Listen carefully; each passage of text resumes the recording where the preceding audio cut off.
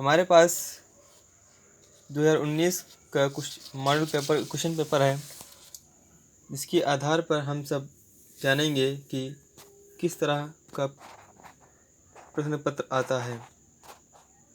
दोस्तों, हम सभी पहले ही पता है कि प्रश्न पत्र 2 भागों में बटा होता है। पहला भाग होता है खंड का और खंड खा। तो चलिए दोस्तों शुरुआत करते हैं। पहले जो खंड का में क्वेश्चन आते हैं उनसे शुरुआत करते हैं। तो पहले तो जानते हैं कि कम से कम 5 क्वेश्चन जो हमारे होते हैं वो मल्टीपल चॉइस क्वेश्चन होते हैं। इसमें पहला हमारा क्वेश्चन क्या है कि यूरोप में पुनर्जागरण सर्वप्रथम किस देश में हुआ। तो यदि आप लोगों ने पढ़ा होगा तो आप सभी को पता होगा कि यूरोप में पुनर्जागरण सर्वप्रथम किस देश से हुआ था। ठीक है दोस्तों, अगला क्वेश्चन है डिवाइन कॉमेडी नामक ग्रंथ का लेखक कौन था। हाँ दोस्तों, एक बात और मैं आपसे कहना चाहता हूँ कि जो पहला चैप्टर दूसरा चैप्टर है उसमें जो लेखक और उनकी जो कृतियाँ या फिर पुस्तकें और जो आविष्कार हुए हैं उनके बारे में आप आसानी से ज़रूर पढ़ लीजिएगा। वो हर एक बार 1 नंबर वाले क्वेश्चन में ज़रूर आते हैं। और दोस्तों अब देखते हैं इसके बाद अगला क्वेश्चन हमारा जो है वंदे मातरम गीत के रचयिता कौन है। तो दोस्तों इन सब का आंसर आप अच्छी तरह से जानते होंगे। अगला क्वेश्चन देखिए दोस्तों, क्या है हमारा वास्को डी गामा भारत भूमि पर किस वर्ष पहुंचा था।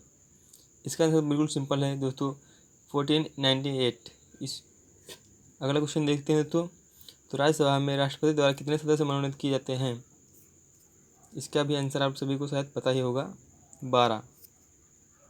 अगला क्वेश्चन है भारत में उच्चतम न्यायालय के न्यायाधीशों की नियुक्ति कौन करता है। लगभग 4 क्वेश्चन जो है इतिहास से आते हैं और 2 क्वेश्चन हम नागरिक जीवन से आते हैं। ठीक है दोस्तों, अब आगे बढ़ते हैं और देखते हैं कि अतः उत्तरी प्रश्न में कौन कौन से क्वेश्चन आते हैं। तो उसमें पहला क्वेश्चन दिया हुआ हमारा फ्रांस क्रांति के किन्हीं दो दार्शनिकों के नाम। वही दोस्तों फिर से मैं कहना चाहता हूँ आप लोगों से कि दार्शनिक और जो लेखक हुए हैं, जो विद्वान हुए हैं, उनके नाम जरूर आपको पता होने चाहिए, जो कि आपके एग्ज़ाम की दृष्टि से बहुत ही महत्वपूर्ण है। मल्टीपल चॉइस क्वेश्चन में भी आते हैं और ये अतलगोत्री क्वेश्चन में भी आ सकते हैं। अब नेक्स्ट क्वेश्चन देखते हैं दोस्तों। तो नेक्स्ट क्वेश्चन हमारा क्या है, आर्य समाज की स्थापना किसने की, इसकी स्थापना कब की गई थी। ठीक है दोस्तों, अगर आप लोगों ने पढ़ा होगा तो आप लोग सभी पता होगा कि आर्य समाज की स्थापना स्वामी दयानंद सरस्वती ने की थी।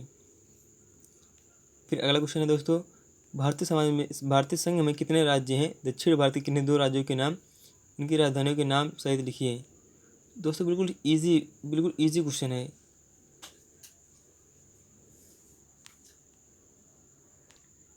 अब दोस्तों अगले क्वेश्चन की तरफ बढ़ते हैं तो देखते हैं कि अगला क्वेश्चन हमारा क्या है लघु उत्तरीय प्रश्न में, जो कि 3 नंबर क्वेश्चन है। क्या क्वेश्चन हमारा उच्च न्यायालय के न्यायाधीशों को उनके पद से हटाने की क्या प्रक्रिया है, स्पष्ट कीजिए। अथवा में आ रहा है राज्य में राज्यपाल की संवैधानिक स्थिति का उल्लेख कीजिए। ये दोस्तों हमारा जो क्वेश्चन है नागरिक जीवन के चैप्टर से है। और जो नेक्स्ट क्वेश्चन है देखते हैं दोस्तों, क्या है गांधी जी ने असहयोग आंदोलन क्यों स्थापित किया। अथवा 1857 की क्रांति की असफलता के किन्हीं 3 कारण बताइए। ये दोस्तों बहुत ही महत्वपूर्ण क्वेश्चन है, बहुत ही महत्वपूर्ण क्वेश्चन। ये 1857 की क्रांति जो हमारे देश में स्वतंत्रता संग्राम हुआ था उसी से बहुत सारे क्वेश्चन बनते हैं। अब देखते हैं अगला क्वेश्चन हमारा, जो कि दीर्घ उत्तरीय प्रश्न से है, लॉन्ग में आता है। ये हमारा 6 नंबर क्वेश्चन होता है दोस्तों। तो इसमें बात करते हैं तो मानवाधिकार से तात्पर्य है, इसके अंतर्गत कौन कौन से अधिकार आते हैं, क्या भारत के संविधान में इसका समावेश हुआ है।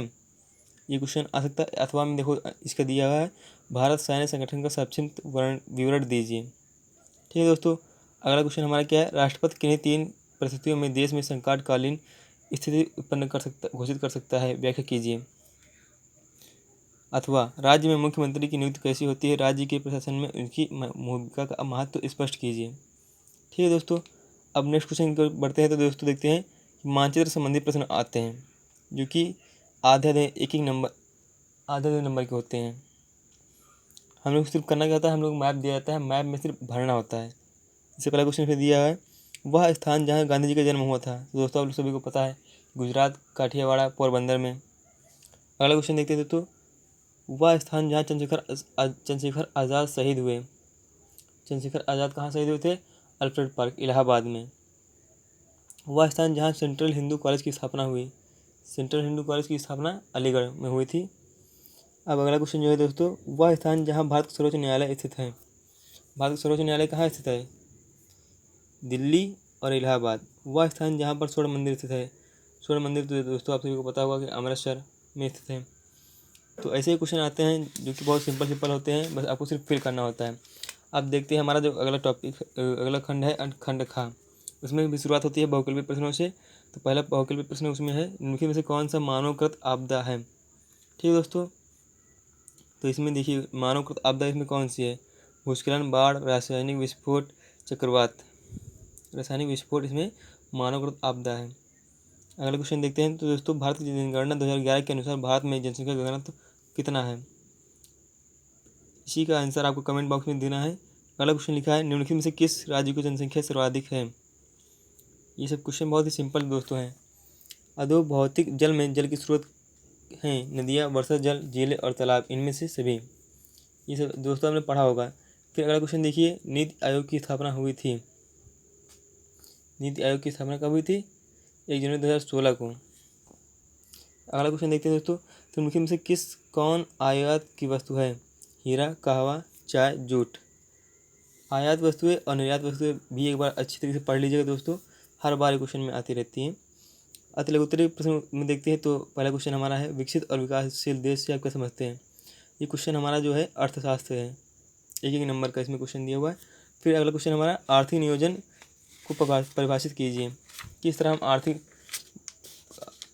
नियोजन को परिभाषित कर सकते हैं, उसके बारे में बात करेंगे। अगला क्वेश्चन हमारा दिया हुआ है, उपभोग और उत्पाद की विवेचना कीजिए। ठीक है दोस्तों, अब देखते हैं, बात करते हैं लघु उत्तरीय प्रश्न की, जो कि हमारा 3 नंबर का क्वेश्चन आता है। तो पहला क्वेश्चन इसमें है, वस्तु विनिमय के किन्हीं 3 महत्वों को वर्णन कीजिए, अथवा भारतीय अर्थव्यवस्था में उद्योगों के किन्हीं 3 योगदानों की विवेचना कीजिए। ठीक है दोस्तों, नेक्स्ट क्वेश्चन की ओर बढ़ते हैं। तो भारत में बढ़ती जनसंख्या से उत्पन्न किन्हीं 3 समस्याओं को वर्णन कीजिए, जो कि 3 नंबर क्वेश्चन आता है। अथवा में है, लिंग अनुपात से आप क्या समझते हैं, भारत की जनगणना 2011 के अनुसार भारत का लिंग अनुपात क्या है। अब बात करते हैं विस्तृत उत्तरीय प्रश्न की, जो कि 6 नंबर का क्वेश्चन आता है। इसमें पहला क्वेश्चन दिया हुआ है, भारत की मिट्टियों को वर्गीकरण कीजिए, उनके गुण दोषों की विवेचना कीजिए। और अथवा में क्वेश्चन आया है, आपदा से आप क्या समझते हैं, उसका वर्गीकरण सहित उदाहरण दीजिए। बहुत ही इजी क्वेश्चन आता है दोस्तों, आराम से, बस आपके पास टाइम होना चाहिए हल करने के लिए, आसानी से हो जाएगा क्वेश्चन। अगला क्वेश्चन दिया है, भारत में कृषि उत्पादकता को बढ़ाने के लिए 6 सुझाव दीजिए। ये भी 6 नंबर क्वेश्चन आता है। अथवा में दिया, इसका भारत में उद्योग की उत्पादकता में वृद्धि के लिए 6 सुझाव दीजिए। सुझाव मांग रहे हैं आपसे इसमें, तो आप जो उद्योग की उत्पादकता की वृद्धि के लिए होते हैं सुझाव, आप उनको आसानी से लिख सकते हैं पॉइंट वाइज लिखकर। अब देखिए फिर क्वेश्चन आया है, मानचित्र कार्य। इसमें फिर दिया है, दिए गए भारत के मानचित्र में निम्नलिखित को दर्शाइए। फिर आपको एक मानचित्र मिलेगा उसमें भरने के लिए। तो पहला क्वेश्चन इसमें लिखा है, दार्जिलिंग चिन्ह द्वारा नाम सहित। जहाँ दार्जिलिंग होगा वहाँ पर आपको इस तरह का चिन्ह बनाना है। फिर सूती वस्त्र उद्योग को एक केंद्र चिन्ह द्वारा नाम सहित दर्शाइए। नाम भी लिखना पड़ेगा और इसको इस चिन्ह द्वारा दर्शाना भी पड़ेगा, डेल्टा द्वारा। अगला क्वेश्चन है, इलाहाबाद दिल्ली मार्ग चिन्ह द्वारा एक स्टेशन सहित। ये भी आपको इसी तरह चिन्ह के द्वारा समझाना होगा। अगला क्वेश्चन दोस्तों हमारा, जूट उत्पादक एक क्षेत्र चिन्ह द्वारा।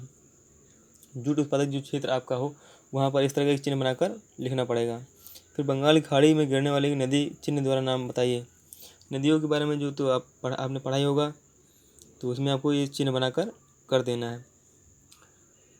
तो उम्मीद है दोस्तों आप सभी को वीडियो अच्छी लगी होगी। यदि आपको वीडियो अच्छी लगी हो तो प्लीज़ लाइक करें, शेयर करें और सब्सक्राइब करें। धन्यवाद दोस्तों।